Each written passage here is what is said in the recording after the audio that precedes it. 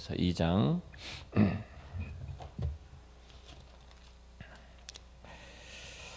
말라기서 2장 1절부터 9절 말씀까지입니다. 말라기서 2장 1절부터 9절까지 제가 이 말씀 봉독하겠습니다. 너희 제사장들아 이제 너희에게 이같이 명령하노라. 만군의 여호와가 이르노라. 너희가 만일 듣지 아니하며 마음에 두지 아니하여 내 이름을 영화롭게 하지 아니하면 내가 너희에게 저주를 내려 너희의 복을 저주하리라. 내가 이미 저주하였나니 이는 너희가 그것을 마음에 두지 아니하였음이라. 보라 내가 너희의 자손을 꾸짖을 것이요 똥 곧 너희 절기의 희생의 똥을 너희 얼굴에 바를 것이라. 너희가 그것과 함께 자하여 버림을 당하리라. 만군의 여호와가 이르노라. 내가 이 명령을 너희에게 내린 것은 너희와 세운 나의 언약이 항상 있게 하려 함인 줄을 너희가 알리라. 너희와 세운 나의 언약은 생명과 평강의 언약이라. 내가 그것을 그에게 준 것은 그로 경외하게 하려 함이라.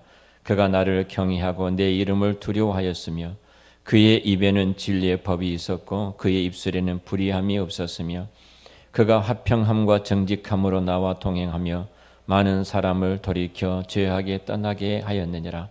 제사장의 입술은 지식을 지켜야 하겠고 사람들은 그의 입에서 율법을 구하게 되어야 할 것이니 제사장은 만군의 여호와의 사자가 됨이거늘 너희는 옳은 길에서 떠나 많은 사람을 율법에 거스르게 하는도다. 나 만군의 여호와가 이르노라. 너희가 레위의 언약을 깨뜨렸느니라.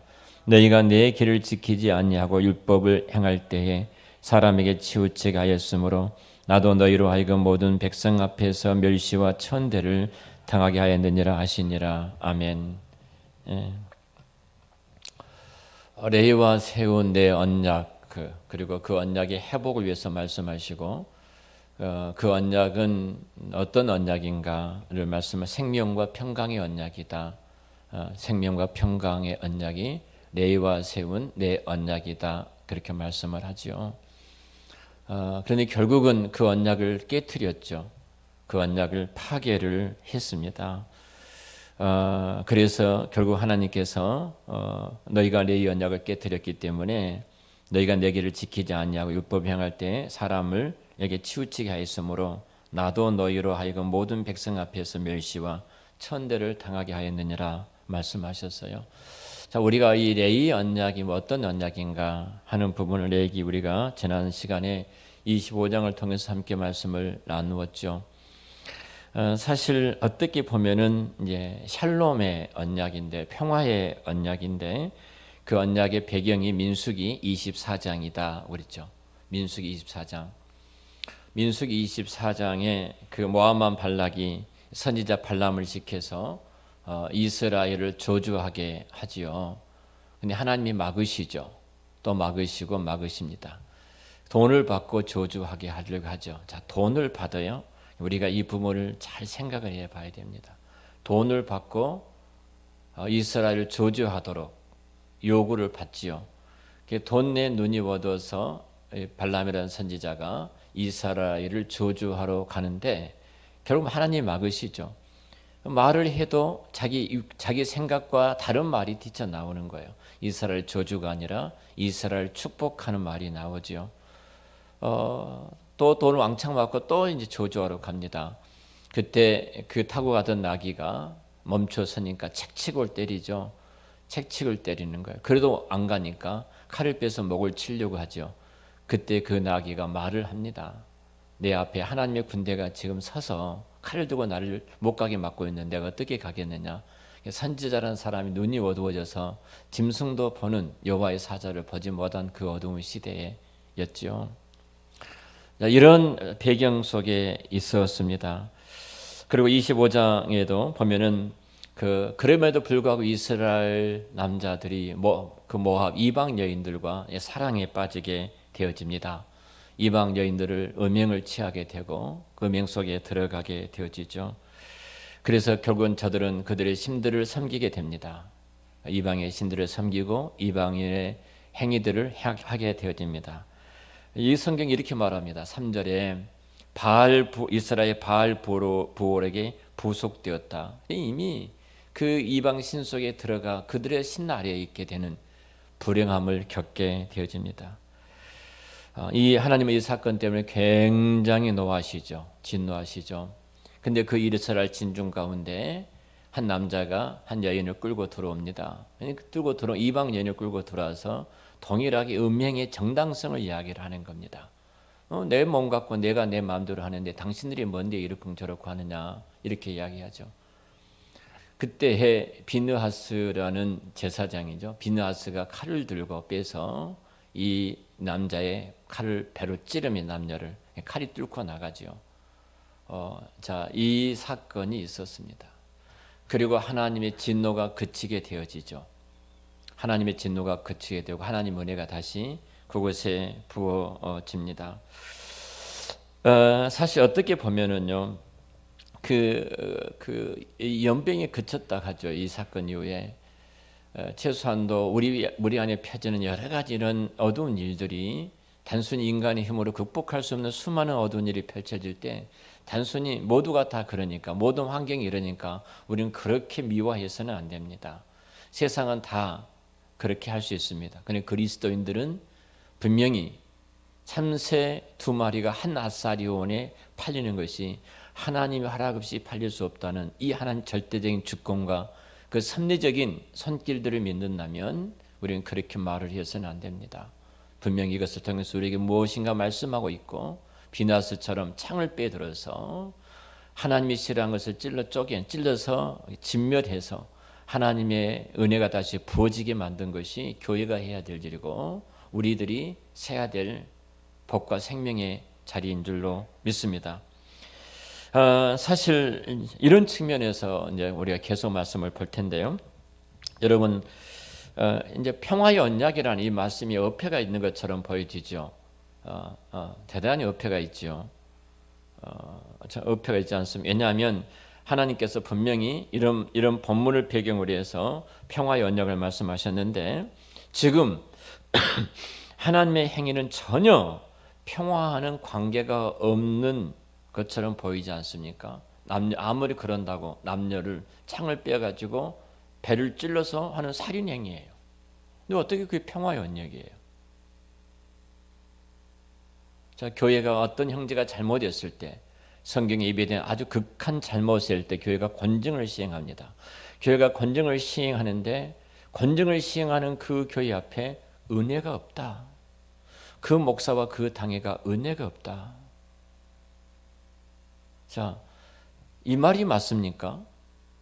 잘못된 자가 있을 때 교회가 권증을 시행하는 것이 맞습니까? 대답을 우리 장현석 성도 혼자 하고 있습니다. 다른 분들 모두가 다 은혜의 길을 선택하려고 생각을 하시죠. 그 교회는 은혜가 없어. 성도들이 잘못하니까 그것 가지고 권증을 시행해서 뭐 출교를 한다든지 수찬 정제를 한다든지 어떤 무기 정직을 한다든지 뭐 등등등 이 일을 행함으로써 교회가 법법 말하면서 진짜 삭막해 이러지 않겠습니까? 사랑으로 감싸야지. 어떻게 출교할 수 있어? 끌어안아야지. 끝까지 끌어안고 눈물로 기도하고 그를 품어줘야 되지. 어떻게 저렇게 대할 수 있어? 그렇게 생각할 수가 있죠. 그렇잖아요. 자, 지금 비느하스가 창을 들어서 그 많은 군중 앞에서 군중들이 있는 데서 이 남녀를 찔렀어요. 그러니까 그 창에 2사람 뚫고 들어가서 피가 낭자가 되지 않았습니까? 이런 일이 벌어지고 있거든요. 근데 정말로 이것은 평화와 관계가 없는 것처럼 보여지죠. 전혀 사랑이 없는 관계처럼 보이잖아요. 그러니까 하나님이 평화의 언약, 샬롬의 언약이라고 말하니까 이런 말을 들었을 때 하나님은 살인을 두둔하고 계시지 않는가. 기독교를 반대하는 사람들은 성경 역사를 봐라. 항상 사람을 죽이고 있지 않느냐. 가난한 사람들 진멸한다든지. 하나님은 살인을 즐거워하신 분이야. 자, 이런 질문을 들을 때 뭐라고 대답하시겠습니까? 자, 이런 사건이 벌어졌어요. 제사장이 창을 들고 와서 찔렀는데 2사람이 창을 뚫고 들어가서 창자가 터지고 피가 나서 죽게 되어집니다. 근데 그것을 샬롬의 언약, 평화의 언약 이렇게 말씀을 하고 있는 거예요. 여러분 희한하지 않습니까? 살인을 했는데 어떻게 이것이 평화의 언약이라고 말할 수 있어요? 교회가 권정을 시행했는데 권정을 시행한 것 때문에 어떻게 그 교회가 은혜스러운 교회라고 말할 수가 있어요? 그런 말이거든요. 그 교회는 은혜가 충만한 교회야. 그렇게 말할 수 있어요. 권정을 형제가 잘못해서 출교를 했습니다. 아주 극한 잘못해서 교회 안에서 출교를 했어요. 징계를 했어요. 그걸 보면서 그 교회는 은혜와 진리가 충만한 교회야. 그렇게 말하겠습니까? 아니면 그 교회는 눈물도 피도 없어. 끝까지 그 형제를 안지 못하고 사랑하지 못한 그것이 무슨 한사랑 교회야. 한사랑 교회야. 이렇게 말할 수 있지 않겠습니까? 여러분 근데 어렵지 않습니다. 이 질문은 아주 쉬운 질문입니다. 이때 이 평화는, 이 샬롬은 하나님과의 화평을 지금 말하고 있는 겁니다. 사람이 자신의 악한 본성에 따라서 악을 행할 때가 있죠. 인간이 그러잖아요. 자, 그때 그것이 사람 편에서 보면은, 인본주의의 편에서 보면은 그것이 자유고 그것이 평화예요. 자, 한 예를 들어보죠. 성적인 타락입니다. 자, 혼전 순결입니다. 결혼 전에 순결함을 지켜야 된다. 이 시대는 이 말이 진짜 그 이조 시대는 한 말이지 이 시대에 그런 말이 무슨 필요가 있어? 뭐 혼전 순결 같은 것은 없고 젊은이들이 눈만 맞으면 아무하고도 성관계를 갖는 시대.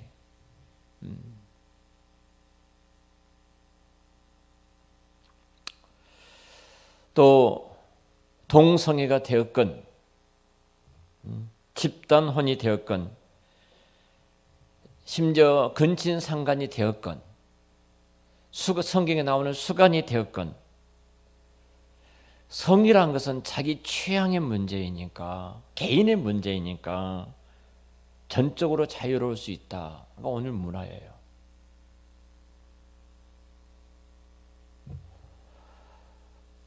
자, 이 문화가 이 시대를 지배하고 있어요. 이것이 이 문화를 어떻게 끌고 들어오냐면 인권이다. 그 사람 한 사람 인권이 얼마나 중요한지 알아? 그 인권을 존중해 줘야지.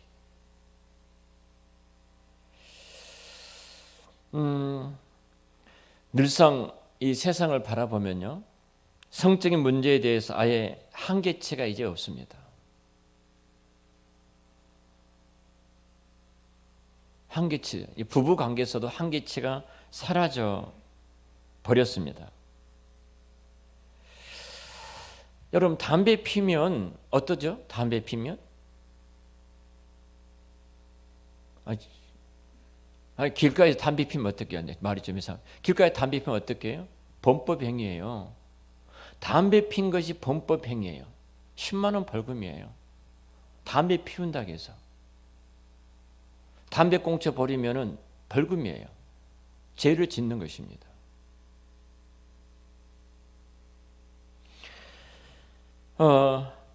그런데 이런 것들 하는데 범죄자 취급하잖아요. 담배 피는 것이 다른 사람한테 피해를 준다고 범죄자 취급을 하고 쓰레기에 버린다는 것은 다른 사람들 보기에 눈살 찌푸린다 해서 범죄자 취급을 해서 벌금을 물입니다. 근데 성적인 타락은 다른 사람한테 피해 주냐는 개인적인 거야. 그 자유로울 수 있어. 자, 오늘 우리 시대가 흐르는 자리가 어떤 자리인가 보자는 겁니다. 나 혼자만 하는 것인데 그것이 무슨 죄가 돼? 무슨 잘못이 되어져? 자, 그래서 나 혼자해서 무슨 짓을 해도 무슨 일을 해도 괜찮다는 것이 자, 세속주의, 인본주의가 본 자유예요. 그것이 인본주의가 본 평화입니다.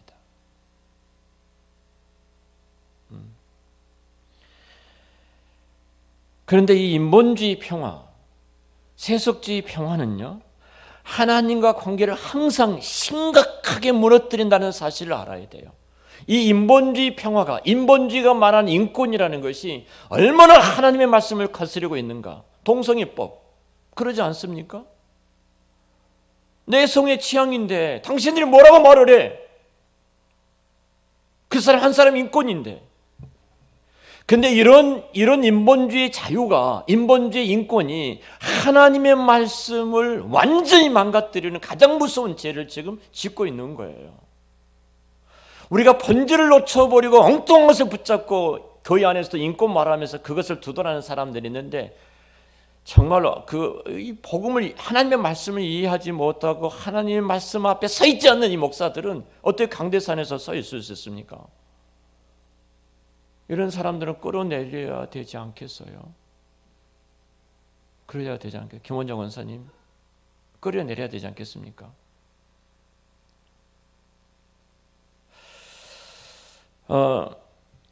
여러분, 하나님은 운명이라는 이 단어를 가증히 여기십니다. 하나님은 성의 문제가 내 개인의 자유라고 말하지 않고 있어요. 성경은 성의 문제, 내 개인의 자유가 아닙니다. 이 성의 문제는 하나님 앞에서 거룩한 문제라고 말하고 있지, 너는 개인이니까 개인의 취향에 따라서 자유로울 수 있어, 이렇게 말씀한 것이 아니라는 겁니다. 성은 반드시 하나님 앞에 거룩함이에요. 이런 일들이 교회 안에서 벌어질 땐 단호하게 교회가 권징을 시행해야 되는 겁니다. 징계를 해야 되는 것입니다. 제가 젊었을 때 노예 어르신하고 한번 헌법책을 놓고 앞에 나와서 이렇게 신랄한 토론을 한 적이 있었습니다. 자, 어르신 앞에 내가 참으로 그때 했는데 너무 마음이 아팠어요. 그때 선교사로 나간 어느 한 목사님께서 7개를 범했습니다. 근데 그 나라는 성에 대한 개념이 없습니다. 성에 대한 개념이 없기 때문에 그런 선교사, 그런 목사도 다 괜찮다는 거예요. 우리에게 돈만 주면 돼요. 그러니까 다 용서하는 거예요. 아무렇지도 않는 거예요. 또 하나, 그곳에 굉장히 많은 재정적이 들어가서 교회를 건축하고 2채 집을 지었으니까요, 어마어마하게 나중에 그 땅에 올라갔더라고요. 자, 이 문제를 갖고 노예 안에 토론이 벌어졌습니다. 저는 분명하게 성경의 원리에 따라서 징계를 해야 합니다. 이렇게 나온 거예요. 근데 아주 어르신들의 상황 윤리를 갖고 말씀을 하셨어요. 이미 그 교회에서 다 용서를 했다, 이러이러했다고 이야기를 한 거예요. 심각한 토론이 벌어졌습니다. 저는 그때도 이런 말을 했어요. 젊은 목사들이 성경이 무엇인가를 바르게 보도록 해줘야 되고, 우리가 왜 이 부분이 본질적인 무엇인가를 깨닫지 못하면 안 됩니다. 그 돈이 몇십억이 된다고 해서 그것이 중요한 겁니까? 그것이 다 넘어갈 것 같으니까 그것을 우리가 붙잡고 있고 대충 해서 넘어가야 된다는 것이 말이 됩니까? 왜 하나님께서 그것을 허용하게 하시고 그것을 무너지게 했는가를 하나님의 섭리적에서 봐야. 자기 왕국 만들었는데 그 정도 하나님께서 그걸 보면서 이 방법을 하나님이 허용하셔서 내친다면 이거 우리가 깨달아야지. 제가 참 앞에 나와서 별소리를 다 했습니다.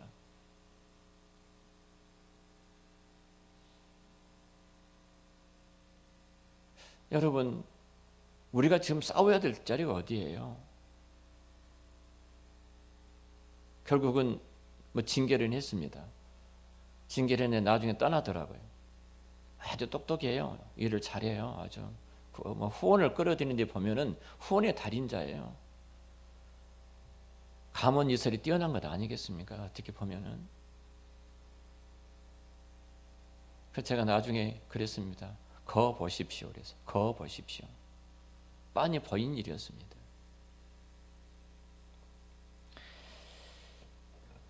여러분, 사실은 하나님 앞에서 이 성은 하나님 앞에서 고르게 문제지 자기 취향이 결코 아닙니다.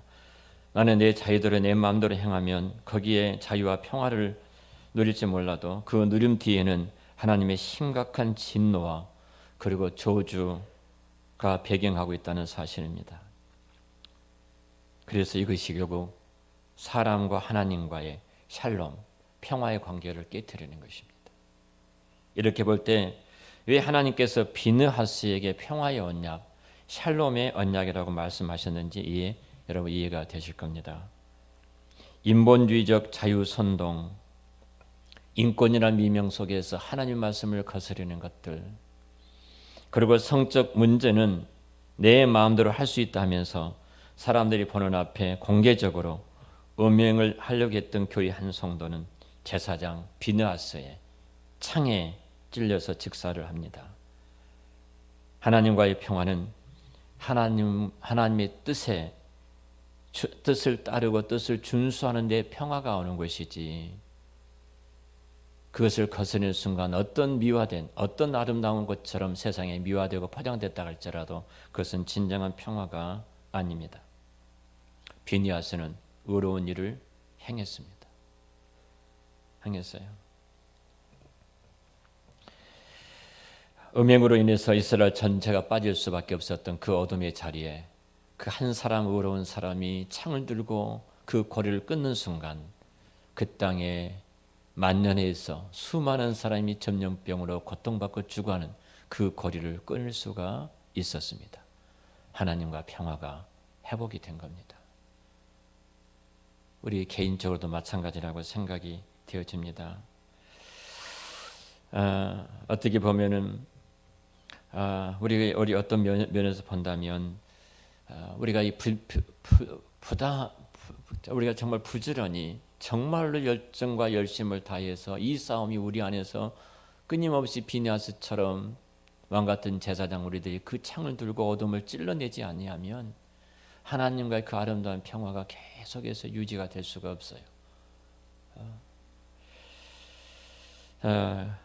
그러면 이때 왜 제사장이었던 비느하스일까 생각을 해봐야 됩니다. 왜 제사장 아닌 사람이 그렇게 할 수도 있잖아요. 그렇죠? 제사장 아닌 사람이 그렇게 할 수도 있는데 왜 제사장 비느하스여야 했는가? 그래서 우리는 이렇게 좀 생각해 볼 수 있어요. 누가 이 일을 해야 하는가? 누가 이 일을 해야 하는가? 이 부분이요. 이것이 성경에는 제사장 사명이기 때문에 비느하스가 한 것입니다. 제사장의 사명은 제사를 드린 것뿐만 아니라 그 분명한 제사를 드리는 제사장의 사명입니다. 하지만 이스라엘 백성들에게 이와 함께 아주 중요한 사명을 제사장에게 맡겨주셨는데 말라기서에서 말씀하셨던 바로 그 부분입니다. 율법을 가르치는 것입니다. 율법을 바르게 가르치는 것입니다. 하나님의 말씀을 올바르게 가르쳐서 이스라엘 백성들 가운데 하나님의 뜻이 무엇인지, 하나님이 우리에게 무엇을 요구하신지, 그리고 어떤 것을 말씀하고 계신지를 이 백성들로 하여금 깨닫게 하고 보게 하는 것이 제사장의 사명이기 때문에 그렇습니다. 이것이 없다면 이스라엘은 언제든 인본주의, 세속주의의 자유와 그리고 방종에 빠질 수가 있는 것이 인간입니다. 동일하게 우리도 마찬가지예요. 우리가 끊임없이 하나님의 말씀을 들어야 되는 것은 우리가 살아가는 삶의 현장은 그곳입니다. 항상 세속주의와 인본주의의 그것을 붙들고 우리를 찾아오고 우리 앞에 보이고 펼쳐진 곳이 세상이에요. 끊임없이 우리가 하나님의 말씀을 듣고 가르침을 받고 그 말씀 앞에 서지 아니하면 우리도 모르는 사이에 이스라엘 백성들이 범했던 죄처럼 우리도 그 자리에 들어갈 수밖에 없는 것입니다. 우리가 그렇게 될 때 하나님의 백성은 언약의 진노 가운데 머물 수밖에 없어요. 왜 굳이 비느하스가 창을 들었는가? 그는 제사장이기 때문에 창을 들었습니다. 제사장은 단순히 제사를 드리는 사람일 뿐만 아니라 이스라엘이 하나님을 바르게 섬기는 도를 가르치는 자였습니다. 제가 이 부분에 있어서 목사직이 무엇인가를 좀 많이 생각을 했습니다. 목사직이 무엇인가?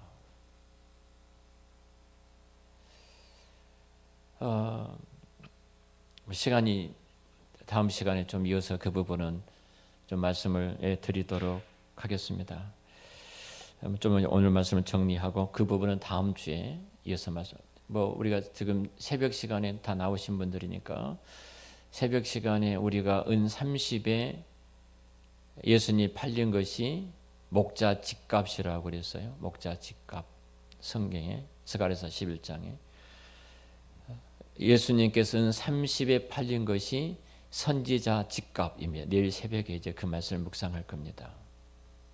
자, 이 은 30은 소 한 마리 값이죠. 하나님이신 예수님이에요. 선지자로 오셨어요. 말씀이 육신인데 우리 가운데 거하셨어요. 온 우주와 만물의 주가 되신 하나님이셔요. 근데 그 하나님을, 말씀이 육신인데 우리 가운데 오셨던 그 하나님을 소 한 마리 값을 지불하고 팔아넘겼어요.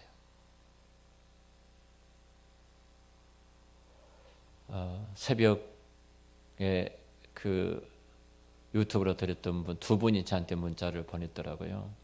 제가 내일 새벽에 좀 한번 읽어드려야 되겠다 그러는데, 그 한 분은 이런 글을 썼어요. 제가 날마다 예수님을 은 30에 팔아넘기는 죄인이었습니다. 이런 글을 한 분을 써서 보냈더라고요. 주님이 우리를 어떻게 여기셨습니까?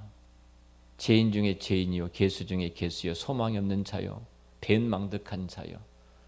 정말로 어찌 보면은 하나님을 대적하기에 가장 앞장서서 대적했던 나를, 주님은 나 같은 자를 이렇게 말씀하십니다. 너는 천하를 주고도 바꿀 수 없는 자다. 그렇게 나를 대해 주셨어요. 그래서 그분이 나를 위해서 죽어 주신 거예요. 근데 우리는 그분을 어떻게 대접했어요? 은 30에 집어 던지고 비천한 종의 몸값이다 이렇게 던졌던 우리들의 모습들이 아니었는가. 그 시대가 선지자이신 말씀으로 오신 그 주님을 대했던 그 시대의 모습처럼 오늘 이 시대는 어떻습니까? 말씀을 맡은 목사직은 어떻게 감당하고 있는지, 진짜 하나님 말씀을 뼈를 깎아내듯이 말씀을 연구하고 묵상하고 준비하고 눈물을 흘리고 무릎을 꿇고 회개하고, 여러분 책을 여러 권 보면서, 그리고 이 본문의 말씀들을 성령께서 조명해서 끊임없이 드러내 주시도록 성령 인도하심을 받으면서 목사가 말씀을 준비하고 있는지, 이것만이 우리 교회가 사는 길이고 우리 성도들이 사는 길이고 이것만이 우리 교회가 하나님의 은혜를 입는 길이라는 사실을 알고 그 말씀을 그렇게 끌고 들어와서 몸부림치고 있는지, 성도들은 그렇게 말씀을 준비하는 목사가 어떤 것보다 가장 중요한 것을 알고, 맞습니다. 목사님은 그렇게 말씀을 준비하셔야 됩니다. 그리고 그 말씀을 준비한 것이 우리가 사는 것이고 교회가 사는 것이고 그리고 하나님 나라가 세워져가는 능력이 되어집니다. 여러분, 말씀을 전하는 목회자를 그렇게 생각하고 계신가요? 목사들은 하는 일 없이 빈둥빈둥 놀고만 있어. 늘 서재실에 앉아서 책만 보고 있다고, 뭐 글 쓰고 있다고 하고 있는데, 그러면 그것이 우리는 피땀 흘려서 현장에서 돈 벌어서 너희들 먹여 살리려고 이렇게 하는 줄 아느냐? 제가 이런 분이 있다고 그랬죠. 어느 곳에. 바로 그런 시대가 이 시대였어요. 말라기 시대였어요. 말라기 시대. 우리 한사랑 성도들은 가장 중요한 번제를 놓치지 말고 그 번제 속에 임재하신 하나님의 그 은혜를 붙들고요. 오늘 한 말씀만 이제 읽고 좀 마치도록 하겠습니다. 8절 말씀, 2장 8절 말씀 한번 같이 읽죠. 너희는 옳은 길에서 떠나 많은 사람을 율법에 거스르게 하는도다. 나 만군의 여호와가 이르노라. 너희가 레위의 언약을 깨뜨렸느니라. 레위의 언약을, 평화와 생명 언약을 세워야 될 저들이 그 레위의 언약을 깨뜨렸다는 거죠.